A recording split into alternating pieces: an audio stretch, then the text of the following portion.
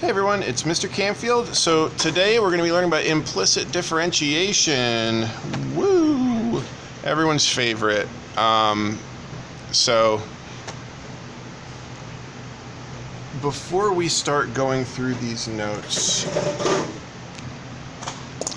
I got to level with you. I got to talk with you about how up until this point, this entire year we've been doing chain rule and we just didn't realize it. Even with something as simple as y is equal to x plus 2, we wound up doing chain rule. So every time you take a derivative, so like over on the left we'd say y prime, and then on the right we'd say 1. This is the way we would take the derivative. Really what's happening here, if we break this down, instead of just writing y prime is equal to 1, we're going to look at this more technically. If I were to take the derivative, I'm actually taking the derivative of both sides. And so the derivative of the left-hand side turns into dy, because that's the variable that we care about, and dx. And so to get super technical, it's because we wrote this little symbol out in front of it. And so on this side, we're going to take the derivative with respect to x. So it's d dx. And so if I were to distribute this idea and think about this with both of them, then this would be dx dx plus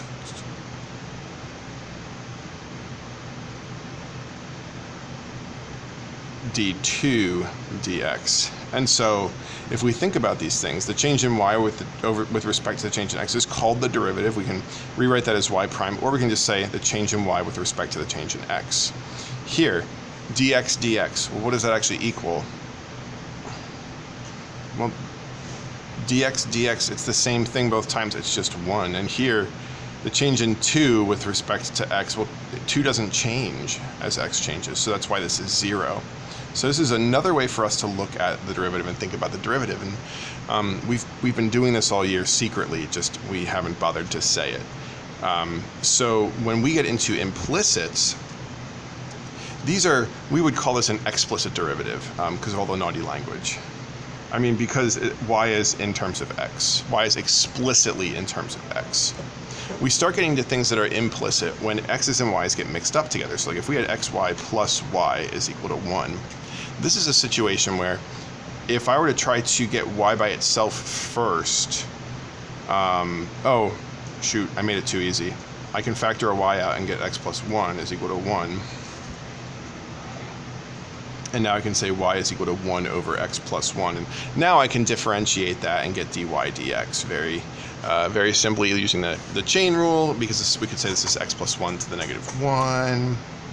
Or we could do the quotient rule. Either one would work, and we can get our derivative nice and easy. But let's say, let me make a nastier example. Let's say we had xy squared plus y is equal to 1, and we were trying to solve this for y. Well, then we would factor the y out. We get xy plus 1 is equal to 1. So now if I divide through,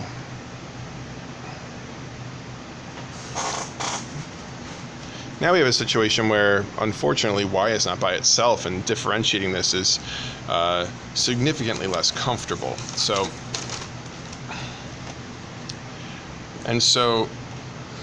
that's going to lead us into solving problems like this, where we have x squared plus y squared is equal to 25, which if you go and graph this, this is the equation of a circle. And so if we wanted to find the slope of the tangent line at the point 4, 3, so dy dx at 4, 3, that's this point right here. And if you look, it's going to be some kind of negative slope. And so the way that this works is we're going to differentiate with respect to x. And so just like we did before, I'm going to do it the really annoyingly long way, and then so I'm taking the derivative with respect to x of the entire equation of both sides. And so if we think about this, so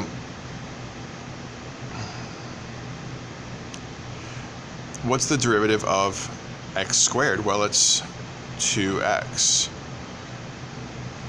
And then there's going to be a change in x with respect to change in x. Similarly here, 2y, and then a dy dx is going to pop out. And over here, the change is 0. But hey, wait, what's dx dx? It's just 1. So it's really just saying 2x plus 2y dy dx is equal to 0. And so if I wanted to find dy dx at 4, 3, I could plug in 4 and 3 and I could solve. But we are going to need to be able to solve without plugging in numbers. So I'm going to go through the steps for this. So I'm going to subtract 2x from both sides, get our 2y dy dx is equal to negative 2x. And if I want to get dy dx by itself, I'll just divide both sides, 2y, and I get dy dx is equal to, oh, the 2's cancel, negative x over y. And so the derivative of x squared plus y squared is equal to 25. dy dx of this is negative x over y. And so if I wanted to find the slope at 4, 3, at this point right here on the circle, I'll just plug in 4, 3. There's a negative there. So the slope is negative 4/3. So what if we had wanted 4, negative 3? If you look there, it should be some kind of positive slope. And if we were to plug it in here, 4, negative 3, we'd have a negative over a negative. So we get positive 4/3. So sure enough, you know, this kind of checks out. Or like, what if we wanted to find the slope right here? You notice it's a vertical looking slope. What point is that? That's 5, 0. If I plugged in 5, 0, that's negative 5 over 0. Hey, wait a minute. That's undefined. It's because it's a vertical slope. Vertical lines don't have a defined slope. So what about like down here where it's flat at 0, negative 5? Let's check it out. 0, negative 5. Oh wait, look at that. 0 over negative 5, that equals 0. A flat slope of 0. So he talks about it a little bit differently, and I like to avoid going through his explanations so that you have me in class talking about it, you have these videos if you want to use them, and then you also have his notes. So 3 kind of different, easy to access, explanatory ways of, the stuff. Okay. So all I'm going to do is just a ton of examples. So hopefully these are helpful for some people. Otherwise, it's just going to be another YouTube video full of somebody talking to nobody, just filling up the internet. So we're trying to find the derivative, or find dy dx of this at the point 5, negative 3. So the short way to think about this is when I take the derivative, it's just normal, except when it's a y. When I take a derivative of a y, we chain rule a y prime out, or sorry, a dy dx out. So here it's 2x minus 2y is equal to 16, except anywhere I took the derivative of a y, a dy dx pops out. So did I take a derivative of a y here with the x squared? No dy dx pops out. Oh, I made the cardinal sin on this. This is the number one mistake people make. I did it by accident, so you get to see it. The derivative of 16 is not 16. The derivative of 16 is 0. So I'd say maybe a quarter of the time I'm guilty of doing that. I have to be very careful with it. So and it's not because I don't know that the derivative of 16 is 0. It's that my brain forgets. It's so used to writing whatever's on the other side of the equal sign. So now I'm just going to subtract the 2x from both sides. All right, so sorry, I got distracted. So I am just trying to get dy dx by itself, and then I'm going to plug in the 5, negative 3. So let's see. Well, I'll just have to divide by the negative 2y. So I get dy dx is equal to x over y. So I do have a preference, and that's to not write dy dx. I prefer to write y prime, but it's more out of trying to be efficient with my pen strokes. Dy dx takes more time to write, therefore doing the problems takes longer. I'm going to continue writing dy dx in these, but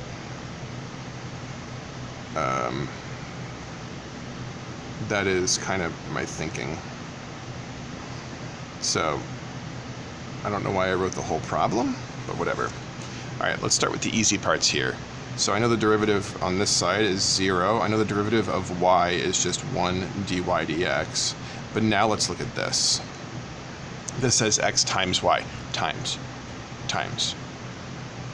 When we do a derivative and there's a times, something has to happen. I have to do product rule. So remember, product rule has two places where things are multiplied together. And I was working with a student the other day, and I was just reminded that it might benefit us to kind of think about, okay, I know the derivative of x is 1. I know the derivative of y is dy dx.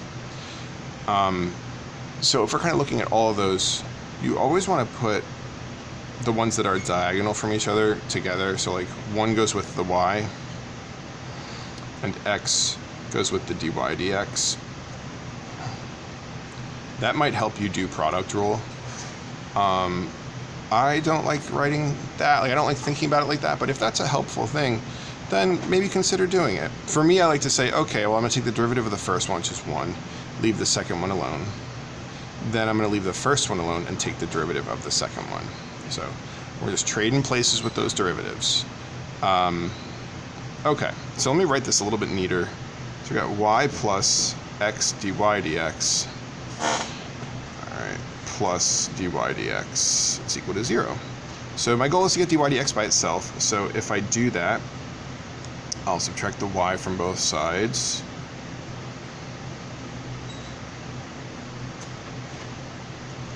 And now the only way for me to get dy dx by itself that I know is to factor a dy dx out. Be left with x. Oh, and there's something here. It's a 1. And so now it says dy dx times this is equal to negative y. So if I want to find out what dy dx is, just divide both sides by x plus 1. So there's my dy dx. And I forgot in the last problem to actually plug in the point. So I'm going to plug in the point this time. So 2 comma 3, so 3 is y, 2 is x. So I got negative 3 over 3, which is negative 1. So in the previous problem, we were plugging in 5, negative 3, so 5 over negative 3, oh, just negative 5/3, woo.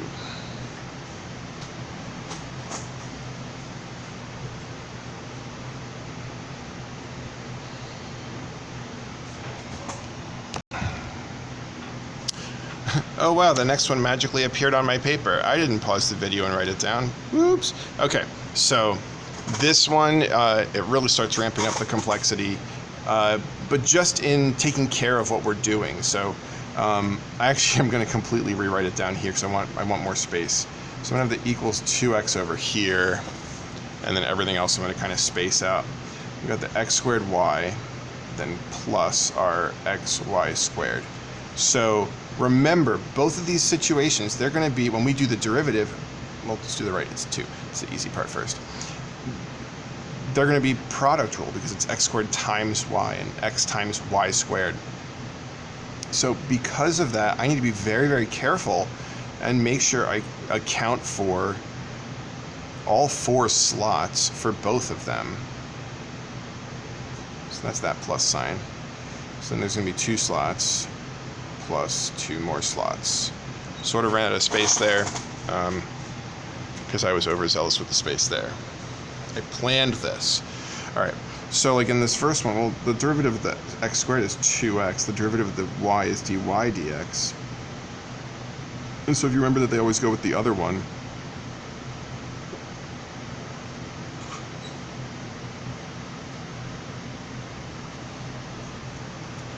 this is honestly the opposite way that I normally write it, but it's still correct. So here, the derivative of x is just 1. Be careful here. The derivative of y squared is 2y. dy dx. It makes a dy dx pop out. And so when I'm pairing stuff together here, I compare my x and my 2y dy dx, and then I compare my 1 and my y squared. So I'm going to rewrite this on the step beneath, like clean things up. So x squared dy dx, we can just write x squared dy dx here. Let's write that as 2xy plus sine x2y, no, right, 2xy dy dx plus y squared is equal to 2. Okay. The worst of this problem is over, because now I'm just trying to get dy dx by itself. So I'm going to subtract this one, and I'm going to subtract this one. So if I do that, then I'm left with x squared dy dx plus 2xy dy dx is equal to 2 minus 2xy minus y squared. And then do the same thing. Factor out the dy dx.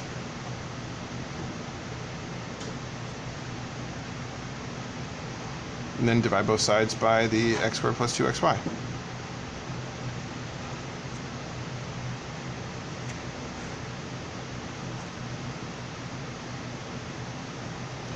So there does start to be a flow to these. All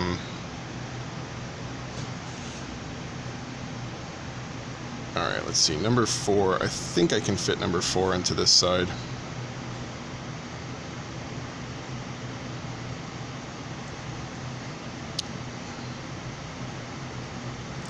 I forgot in 3 to plug in 1, 1. So let's plug in 1, 1.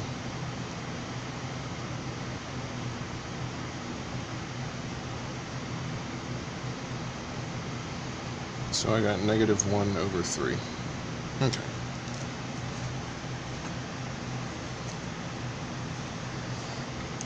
So for this one, well, I'll take a derivative of the y, I get dy dx.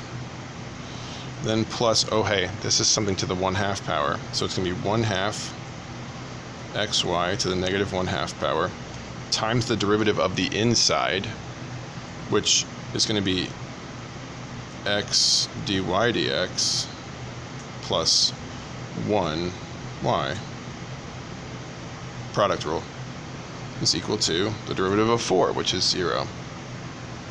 So the algebra on this one's particularly nasty. So personally, I like it when, so I like writing 2 in the square root of xy down here. And then the x dy dx goes on top plus y is equal to 0. So then to make life a little bit easier, I'm going to multiply everything by the 2 root xy. And so we'll get dy dx times 2 root xy plus x dy dx plus y is equal to 0. Because 0 times 2 root xy goes away. Then, okay, frankly, here, so if I was asked to solve for dy dx, I would still have to solve for dy dx. If I was just asked to find that value, I could just plug in 2, 2. I could have plugged 2, 2 in back here and made my life a little bit easier potentially. So I'm just going to keep on solving since we're almost there. I'm going to subtract the y from both sides and factor a dy dx out. So if I factor a dy dx out, I get 2 root xy plus x. And on the other side, we have a negative y. So final step, you'd say dy dx is equal to negative y over 2 root xy plus x. So now I can plug in 2, 2 and get negative 2 over 2 times 4, square root of 4, sorry, which is 4 plus 2, so 6. So negative 1/3. I got the same answer 2 times in a row. That's silly.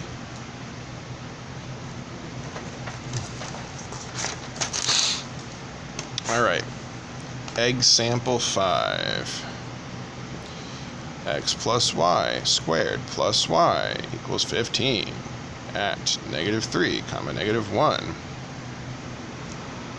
So when I take this derivative, pop the 2 out front, x plus y is left inside to the 1 power.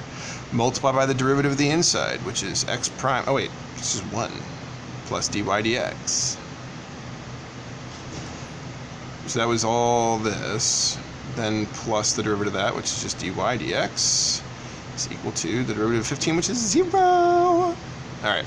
So I gotta be careful. I should distribute here, get 2x plus 2y, and then multiply that by the 1 plus dy dx. Was that 2x plus 2x dy dx? Those first two, second two is 2y plus 2y dy dx. So that was all that. Then I gotta add the plus dy dx is equal to 0.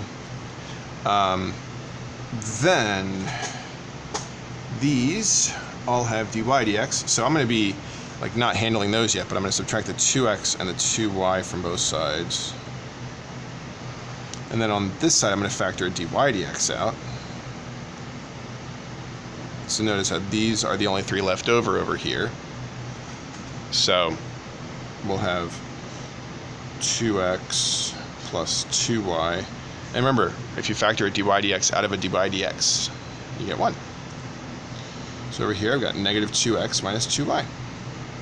So final dy dx is equal to negative 2x minus 2y over 2x plus 2y plus 1.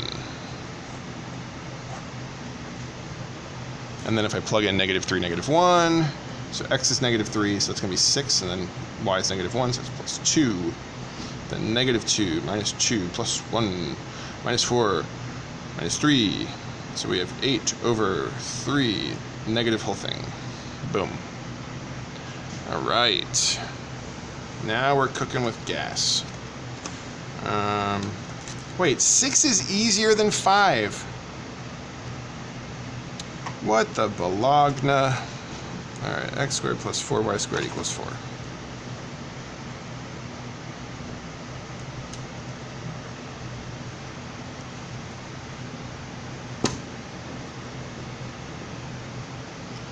So this one, we take the, wait, this is number 6, right? I should write the number that it is.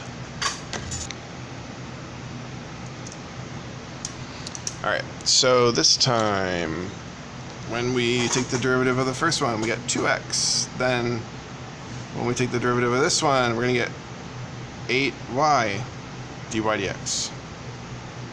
And then the derivative of 4 is just 0. So now we'll subtract the 2x, divide by the 8y. We'll get dy dx is equal to negative x over 4y. Plug in 2, 0. Call it a day. Negative 2 over, no! So that means that the tangent line at this point is going to be vertical tangent because you can't divide by 0.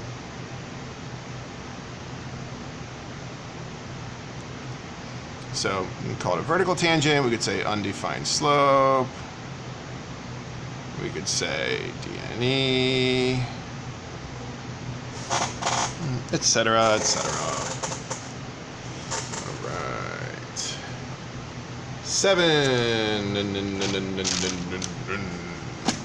7 says sine of xy is equal to ax. Cool. Let's take the derivative. Right hand side's easy. Let's do that first. Is 1. Actually, that's not enough space. It's 1. Left hand side. It says sine, and then there's stuff inside. Remember that sine is of this. It's not saying sine times xy, it's saying sine of xy. So that means that I take the derivative of the sine, and I get cosine. Leave the insides alone. And then we multiply that by the derivative of the inside, which is going to be derivative of the first, which is 1. Leave the y alone, plus leave the first one alone, and take the derivative of the second one. So now I need to get dy dx by itself. So first I'm going to divide both sides by cosine xy.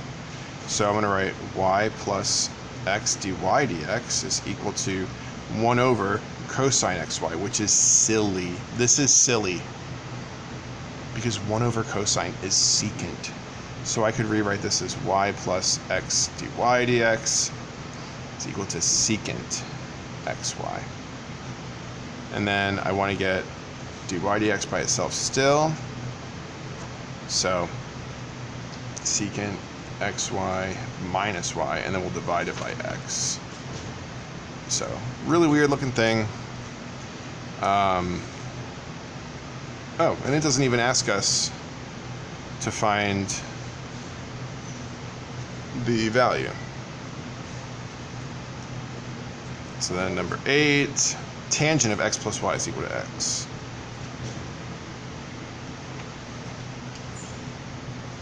So this time, when we take the derivative of the right-hand side, surprise, you get 1. When we take the derivative of the left-hand side, well, the derivative of tangent is secant squared. You leave the insides alone, then you multiply by, surprise again, the derivative of the inside. It says x plus y. Well, that's just going to be 1 plus dy dx. I am unbelievably surprised. So first thing I want to do is divide by the secant squared x plus y. So I get 1 plus dy dx in parentheses still because I forgot to not write parentheses. And you write 1 over secant squared x plus y. But again, this is silly. We shouldn't write it like this, because 1 over secant is cosine. So I can just write this as cosine squared of x plus y. And that's equal to 1 plus dy dx. So I could subtract 1 there and say dy dx is equal to cosine squared x plus y minus 1. Woo.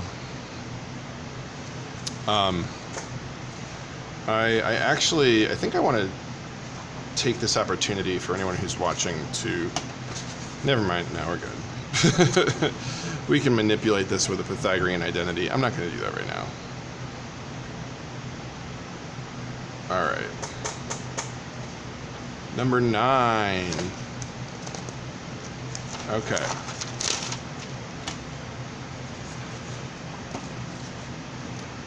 You might be like, that looks so easy, yo. And it is if you don't read carefully enough. It says find d2y dx squared. It's saying, hey, find the second derivative. So the way we find the second derivative is you find the first derivative. 2x plus 2y dy dx is equal to 0. Subtract the 2x from both sides. 2y dy dx is equal to negative 2x. dy dx is equal to negative x over y. Wow, big shocker. Super hard. Oh man, so difficult. If you want to take the derivative of that, have fun. No, so we take the second derivative. So all we do, the derivative of the left-hand side is just d2y dx squared. And then just take the derivative of the right-hand side. It just so happens that's quotient rule. So remember, the derivative of the top is negative 1. The derivative of the bottom is dy dx. Similarly, we always put the diagonals together, but this time the order is actually important. The top's derivative has to go first. So it's negative y minus negative x dy dx all over y squared. And you could leave it here, but you'd be wrong. We want there not to be anything differential, any differentials over on the right hand side. We don't want any dy dx's on the right hand side, and so because of that, we're going to have to go in and substitute. Instead of writing dy dx, we're going to write what dy dx actually equals. So I'm going to write d2y over dx squared is equal to negative y, I'm going to write plus there because negative, plus x times negative x over y all over y squared. And you may recall, we're not allowed to have fractions inside fractions for our final answers. So the way that we finish this up, oops, sorry for hitting the camera. The way we're going to finish this up is we're just going to multiply everything by a common denominator. If we do that over here, it cancels. And so now we're left with negative y squared minus x squared over y cubed. And that is our second derivative of that mess. So just a few more examples.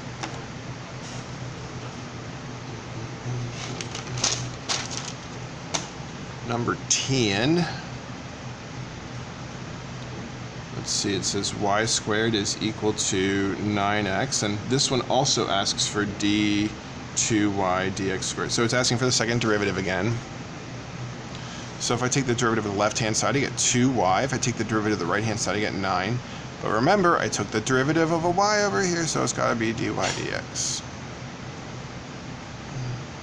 So dy dx is equal to 9 over 2y. Fancy. So I was going to do second derivative of that. This doesn't feel like it's going to be that bad. It's going to be d2y dx squared is equal to, well, the derivative of 9 is 0 times 2y. And minus the derivative of that's going to be 2 dy dx times the 9 all over 2y quantity squared. And then where I see the dy, dy dx, I just drop in dy dx. So that's going to be 0 minus 18 times 9 over 2y all over 4y squared. So if I clean that up, 18 and the 2 cancel, that's a 9 left over. We get negative 81 over y over 4y squared. And so this one I wouldn't necessarily have to use the trick on, but the trick still works. Like I could have done it back here, y, or here, times y, and I get negative 81 over 4y cubed. So, I think in the next video we'll look at the last 3 and then do a couple of the homework questions too. So, hope this was helpful. Yeah, bye!